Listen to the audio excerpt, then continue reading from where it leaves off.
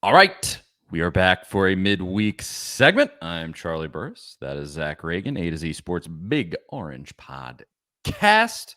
We decided to come on, do a little extra something here because Tennessee and Coach Josh Heupel have found the new offensive coordinator. And is it somebody from outside? The name that no one knew? Is it surprising? Is it something different?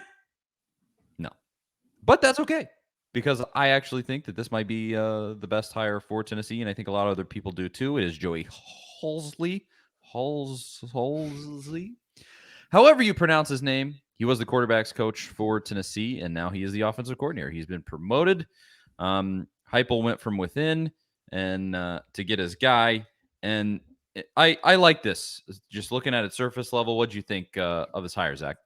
Yeah, I think we pretty much all expected this to be the hire. We didn't think he was going to go outside just because of the way Josh Heupel's offense works, and it's his offense, it's his baby. So, kind of thought this would be what he decided to do. And I'm with you. I think it's the best move. He's been with Josh Heupel basically since his playing days at Oklahoma in the mid to late 2000s. So, coming up on 2 decades, he followed Heupel when Heupel got fired or let go by Bob Stoops at Oklahoma. He followed him to, I believe, Utah State for a year. Was it, I think, Missouri with him? Then he actually took a couple of years off and was out of coaching for like a year or two, and I believe rejoined Heupel at UCF. So he's been with him this entire time. He knows what Heupel likes to do. That communication, you heard a lot of talk about that leading up to the bowl game in the absence of Alex Golish, how they would handle the play calling duties. And Heupel and Halzle both talked about how it's just kind of a conversation. Like everybody gets hung up on who calls plays, and it's not. Obviously, I think Heupel's going to have a much bigger hand in that in 2023 than he did in 2022 because he had so much trust in Golish. But it's still just like a collaborative effort, and I think people get caught up in this. It has to be this singular play caller that's calling down to the field, calling what's going to be run, and it's the way Heupel's offense works. It's just a collaboration where they're seeing what's happening, what's the defense is giving them, what do you think works here, and they just kind of go with it and go from there. And it also, the quarterback on the field has a lot of options when the plays Yep. happens, and they're reading the defense and they're going off of that too. So it's a really unique setup. And Josh Heupel hiring an offensive coordinator is not as big of a deal as say Nick Saban hiring an offensive coordinator, which we expect he'll have to do here in the coming days and weeks, where that's going to be their identity. But we already know Tennessee's identity. So really good move, I think. Kind of odd that they waited this long to announce it, especially with some of the information that we know now coming out from some of these reports on when they made this agreement. But yeah, I think it's the right move. I do too. It's almost maybe comforting is the right word that you don't have to worry that much about this hire. Now, if they were hiring a defensive coordinator, it might be a different thing. But I just remember like with Pruitt in whatever year he hired Cheney, leading up to that Cheney hire, it was all anybody was talking about where it was like, can he hire an offensive coordinator that'll actually fix this thing? The offense was terrible. It's got to be, huffing and puffing about it for all of that time until they actually got Cheney. And obviously, I remember everyone was ecstatic. They stole Cheney from Georgia somehow, and he ended up being horrible. Now, this is beside the point, but I think Pruitt had a huge hand in that being horrible more than it was Cheney. But it like I said, it's kind of comforting in this situation that you just go like, it's Josh Heupel's offense at the end of the day, and can he find a guy that gels with that? And I think this is exactly the right dude for that. They know each other in all the sort of PR material that's come out about this hire. They've known each other for 15 years. Halsey was also a quarterback at Oklahoma. They have that shared in common. And then they coached together at Oklahoma, and then they've come together now at Tennessee, and were together at UCF too. Like it's a guy who's definitely going to be on the same page as Heupel, sort of know Heupel's tendencies, know where he's coming from with a lot of the decisions that he makes. And I think that's great. And I sort of scanned all of the different reports, 247, VolQuest, John Bryce put one out. And it seems like the consensus is it's either going to be Heupel calling the plays or like a collaborative sort of thing that's going to happen.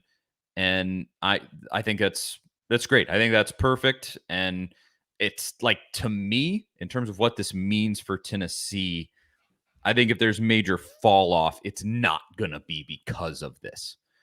I don't think that anybody's going to walk away going like, Halzle is so different. This is what even is this? This is so crazy. I think it's going to be still be a very similar product. Obviously, a lot of the play calling is going to be coming from Heupel. And at the end of the day, if things fall off, I think it's going to lie with Joe Milton. It's going to lie with Jalin Wright not being there, Cedric Tillman not being there, those types of things, more than the offensive philosophy has changed and this thing just fell off a cliff. I don't foresee that happening, and that's nice. Yeah, I think there's one thing to note with that is that Tennessee's offense looked a little different in 2022 than it did in 2021. There was more passes to the middle of the field. They slowed tempo at times. They were much better in short yardage. They had a few different wrinkles that they didn't have in 2021. So you have to expect that will also be the case going into 2023, especially with a new quarterback.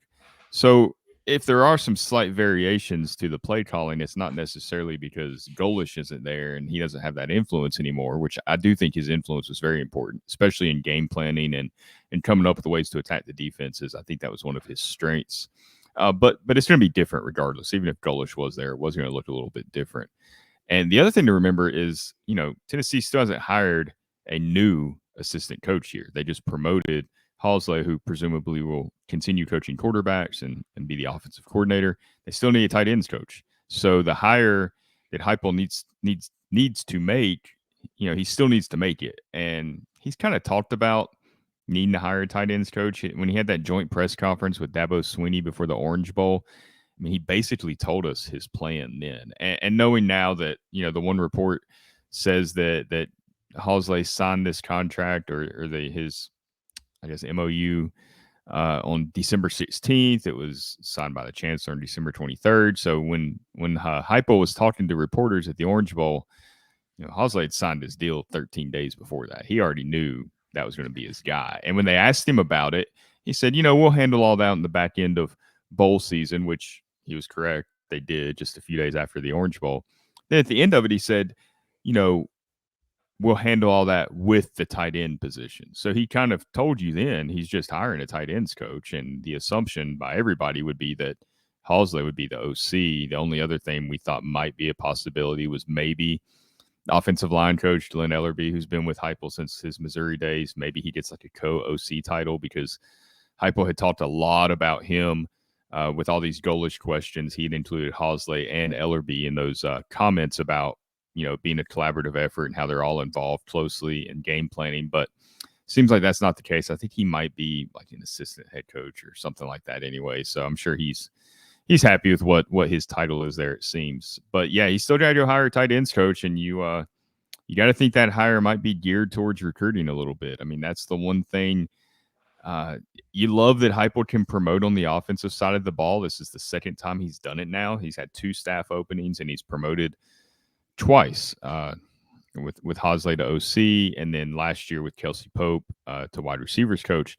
You love that he can do that, but you wonder about the recruiting. And that's a touchy conversation because you got guys that sometimes have these great recruiting reputations, and then they don't really come through on that. Like T. Martin, when he's at Tennessee, all we heard about him at USC was what a great recruiter he was. And he wasn't bad at Tennessee, but he wasn't anything spectacular. He wasn't out there landing 5-star recruit after 5-star recruit. So sometimes you just got to trust that these guys can recruit. I almost think, as far as that goes, obviously my take is I've already said it on this show in the last few weeks. I mean, that tight ends coach, I love a good tight ends coach, but there's a lot of tight ends coaches in America that Tennessee could hire. Hire the guy that can recruit the best. This is all about getting dudes in. You've got to assume that Heupel does because yes. Pope, I can tell you this with Kelsey Pope, from what I hear, he has a great reputation as a recruiter. And who would have guessed? Who would have known that? Yeah, that was a recruiting hire, and that's excellent. And I want more of that. And if that's an internal promotion of a hungry young guy, awesome.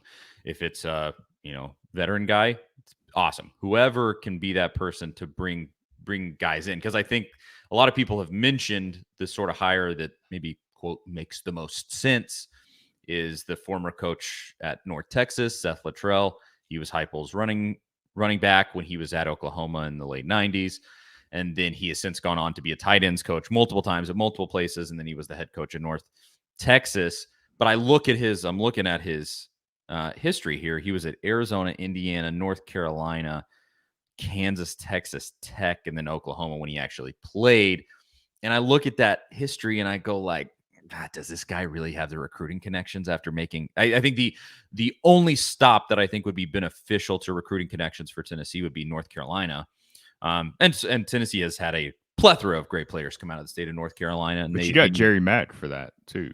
Exactly. So I kind of look at that and I go, is he going to be the best guy to bring people in? If not, go with that internal hire, whatever it is. But whoever can be that person and be hungry on the recruiting trail, because recruiting is a young man's game. I mean, I'll say that.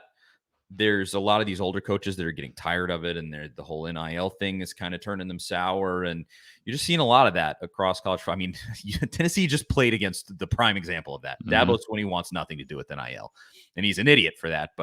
And it might be his own demise. But hey, whatever. Tennessee got a sweet win out of the deal. So, if it is some young guy, you're not going to hear the take out of me like, oh, this guy has no experience, no nothing. I don't know. You can be a fine tight ends coach, but as long as you're willing to take those flights 365 days a year and go to a high school in the middle of nowhere in Texas on a Wednesday and spend your time talking to high school kids to get them to come to the University of Tennessee, that's what I want to see out of this tight end hire. As weird as that probably sort of sounds, that to me that's really it, because I love this OC hire. Let's get a dude in here for the tight ends coach. Isn't it wild how we just trust Heupel on these decisions? I mean, we're talking about how it's a good thing that he promotes from within, and he's not like, I don't think it's his like, I have to promote from within, or I'm not, that's the end all be all. I don't think that's the case for him. I mean, he hired Alex Golish from Iowa State before he was at UCF, just kind of out of nowhere. Didn't really have any strong connections to him. Just went and found a guy, and it worked out really well. He found somebody that he meshed with, but Butch would do this stuff, and we had a field day with it, and we were often correct pretty much. I mean, when he hired a swimming coach to be the offensive coordinator, which actually didn't work out that bad with Mike DeBoer. He really had some decent years. We'll credit a lot of that to Josh Dobbs and Alvin Kamara and Josh Malone, a lot of those guys. But when DeBoer retired and they promoted Larry Scott to be the offensive coordinator, and he didn't really have any. He was a tight ends coach, and he didn't really have, I think he'd been an interim head coach for a little bit, but didn't really have the OC experience, and the offense was just dreadful in 2017. And you hire Mike Canales because it was his buddy. Like, if Heupel went and did that same thing, we would trust him. Like, we would believe that was the best hire. And maybe it's because Heupel has more successful friends than Butch. Maybe that's the case. I don't know. Like, he runs in a circle of guys that you trust that can coach football and know what they're doing. Because Butch's buddies, those were the coaches that we didn't like. I mean, Don Mahoney, the offensive line coach, how many years did we complain about him and no development, and all the quarterbacks coaches that he had? I mean, the one good guy that he had was Mike Bajakian, and he got out about as quick as he could. I mean, not long after showing up. Can't blame him. I mean, I think where it would get interesting with Heupel on the offensive side of the ball, there is literally no reason to not trust him implicitly. Yeah. With any of that stuff, even if they're young, unknown guys, the resume is all there. You don't have to convince me anymore. Defensively, per se, they oust Martinez. They go, hey, the DBs are horrible this whole season. You got to go. We got to find somebody else. If that happened, and I feel like out of anybody, that's maybe the most likely one, but I haven't heard anything about that. So maybe that's I don't think that happens at all. Yeah, it's, but per se that happened. That's where I think it would be interesting with Heupel. Not that I don't trust him there. I would just be very interested to see what he does in a situation like that. Does he try to shoot really high? Because Josh Pate came on here with us, and he mentioned that after a season like this, Tennessee is going to have a wider resource pool. They're going to be able to say to a coach, hey, come here, and you're not going to commit career suicide like was basically happening before. When Heupel was hired, I mean, that was basically the nature of this job, when he, trying to go out and convince Tim Banks to come be your defensive coordinator and basically be like, hey, you could come here and you might blow your entire reputation up. But hey, we'll give you $1.5 million, maybe. But you know, he still put together a pretty Yeah. well-known, well-named staff. I mean, all the guys came from major Power 5 programs as far as I can remember. And so I mean, he did a good job of getting people to trust him, and not a lot of those guys had a lot of connections to him. And I know him and Willie Martinez had some connections. I think they might have been in Oklahoma at the same point at one time. Outside of that, no connection to Tim Banks, no connection to Brian G. Mary. I think he had been with Eckler at some point back when he was a player or a grad assistant in Oklahoma, and then Rodney Gardner, of course. So to put that staff together, you know, that was encouraging. But yeah, like you said, like Josh Pate mentioned, from here there will be staff openings. I don't know if it will be this off season, but eventually somebody on the defensive side of the ball is going to get cut loose, so they're going to find a better job, and he's going to have to fill those positions. And it will be interesting to see how big he goes. But even with that, those hires, you know, you think about some of the best defensive names in the sport, and they really tend to come out of nowhere. I mean, who knew who Zach Arnett was before he landed at Mississippi State and is now the head coach after the unfortunate passing of Mike Leach? I mean, who knew who that guy was? If Tennessee would have hired him when Mississippi State hired him, everybody would have been, you know, who is this guy? Why should we trust this hire? So sometimes you just got to roll the dice and hope for the best. I mean, after the Bob Shoop experiment and how that failed, and a lot of that I'm sure was to do with working under Butch Jones, I've kind of taken more of a wait and see approach with these hires, because you don't know how they're going to turn out until they're out there on the field and you have some results to go by. Yeah, you really don't. Well, we'll see when they hire a tight ends coach. We'll obviously circle back around and talk about it here on the Big Orange Podcast. But just a couple other notes here. We're going to talk quickly about Jalin Wright and maybe a little update on that I heard on local radio this morning. And then we'll finish with this report from Mike Farrell that Michigan would chase Heupel if Harbaugh left. So we'll talk about that in just a second. But first, Jalin Wright was just listening to Basilio this morning, getting my fill of his great radio show. And he mentioned that their feeling was, from his sources, that Jalin Wright would be staying, that him transferring is not as much of a threat as maybe we thought. Maybe he didn't say any of this. This is me now interjecting. Maybe the check cleared. You texted that to me, Zach. I think you might be right. Who knows what happened there? Was it right with his? If you missed this, we had a segment about it that we posted on the A to Z Sports Nashville YouTube. Go watch that if you need to be caught up. But he had a very cryptic tweet where he said, "This is just business, nothing personal." And people were like, "Oh no, he's leaving. He's going in the transfer portal. See you later, bye." And so maybe it was a ploy for an NIL deal. Who knows? But it seems, at least Basilio tends to have good sources. He was, just to say this, like, he was on top of when Pruitt got fired. He was saying that for weeks, and then finally was right about it. You know, it seems like he has pretty decent sources, and their feeling is that Wright's staying. So that's good news. Yeah, I think obviously it's speculation. You know, put that disclaimer out there. But based on what we can see from the situation, nobody that's kind of reported on the situation has suggested that his tweet wasn't like team related. So nobody's tried to throw out the whole, oh, that had nothing to do with football. So we kind of have to assume it was. Perhaps it was a ploy, him using his social media reach, knowing that it would blow up.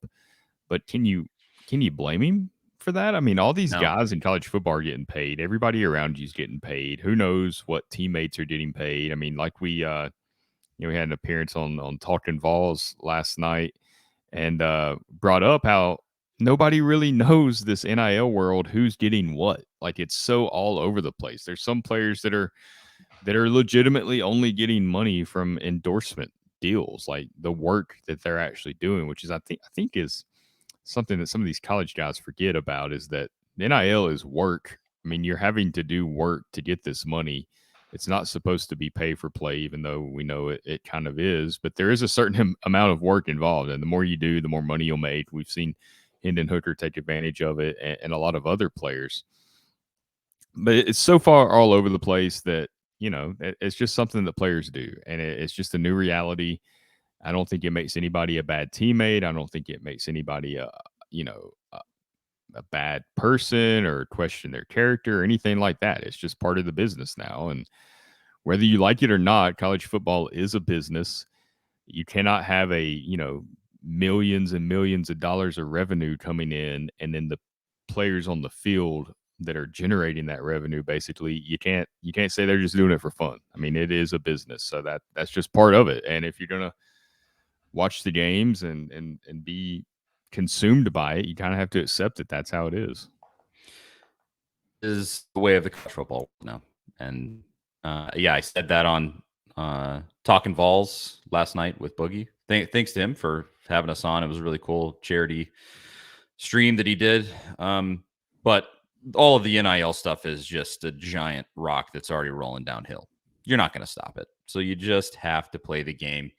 And the players are going to play the game. The coaches are going to play the game. And all's fair as far as that goes. In my opinion, you just coaches get paid millions and millions of dollars for a reason, and the players probably should too if you're one of the really good ones in college football right now. So I will say you do run the risk. I mean, Jalin Wright's a guy that, obviously I think Tennessee wants back. He was the guy that I trusted the most on the field last year. He kind of took care of the fumble issues.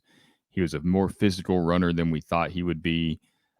Did pretty well in pass protection. Kind of thought he was more explosive than Jabari Small. So he was the guy that I think Dylan Sampson has the most upside. I like Jalin Wright the most right now. But I like that running back room in general.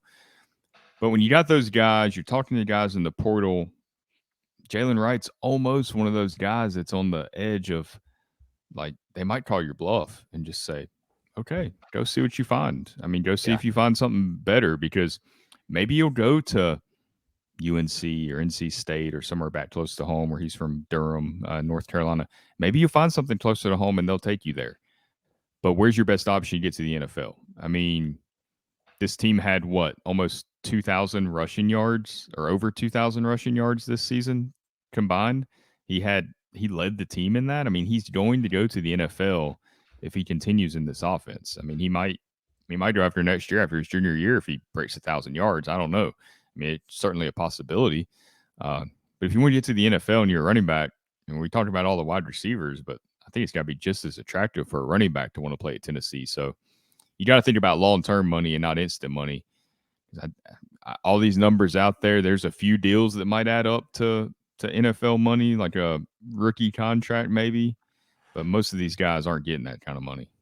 Hopefully those types of considerations are being communicated to these players, because there's got to be some money hungry entities out there just going, hey, we got more money over here for you. Hey, we got more money. And of course, they're not going to have the best interest of those players in mind to go like, whoa. Maybe you don't need to go do this for your long-term prospects. They're just trying to make a quick buck. So I hope that's being communicated to these players. I'm sure it is. But that's pretty much the bulk of that discussion. I'll say now, let's do this. I'm going to make the Heupel to Michigan thing a separate video, because look, we got to pay bills too. So we're going to make this a little extra content at this point. If you want to hear us talk about Josh Heupel and Michigan and this whole thing that Mike Farrell, or I guess some lackey for Mike Farrell, wrote about, actually, we'll talk about it. We'll post it Friday morning. Look out for that on the A to Z Sports Nashville YouTube channel. I mean, look for it where you're watching this, if you're already watching this, and we'll post that there. And we'll talk to y'all then.